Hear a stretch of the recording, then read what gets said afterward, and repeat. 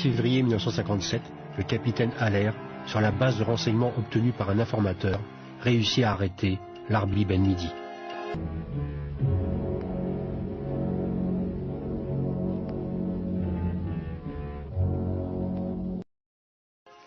Si je reviens à l'impression qu'il m'a faite à l'époque où je l'ai capturé et toutes les nuits où nous avons parlé ensemble, j'aurais aimé avoir un patron comme ça de mon côté. J'aurais aimé avoir beaucoup d'hommes de cette valeur, de cette dimension, parce que c'était un seigneur, Ben Midi. C'était un seigneur, Ben Midi. C'était un seigneur, Ben Midi. Il était impressionnant de calme et de conviction. Lorsque je discutais avec lui et je lui disais: vous êtes le chef de la rébellion, vous voilà maintenant entre nos mains, la bataille d'Alger est perdue, et j'extrapolais un peu, la guerre d'Algérie, vous l'avez perdue maintenant. Je lui dis: ne croyez pas ça. Et il me rappelait les chants de la résistance, le chant des partisans: un autre prendra ma place. Voilà ce qu'il m'a dit.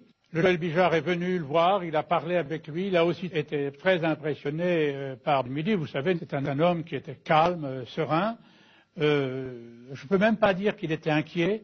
Il avait déjà compris que la page était tournée pour lui. Parce que faire de Ben Midi?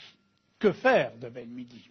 Je l'ai remis à l'état-major, il y a une équipe qui est venue le chercher, et c'était la nuit, et bien que le règlement s'y oppose, je lui ai fait présenter les armes. Parce qu'il faut reconnaître chez son adversaire la valeur et le courage, et Ben Midi était pour moi un grand monsieur. D'ailleurs, son prénom dans la résistance était Hakim, qui veut dire le preux. Ben Midi, ça m'a fait de la peine de le perdre, parce que je savais qu'on ne le reverrait plus, je subodorais. Après, il a disparu, il est parti, il a été remis à la justice ou dans un camp d'internement.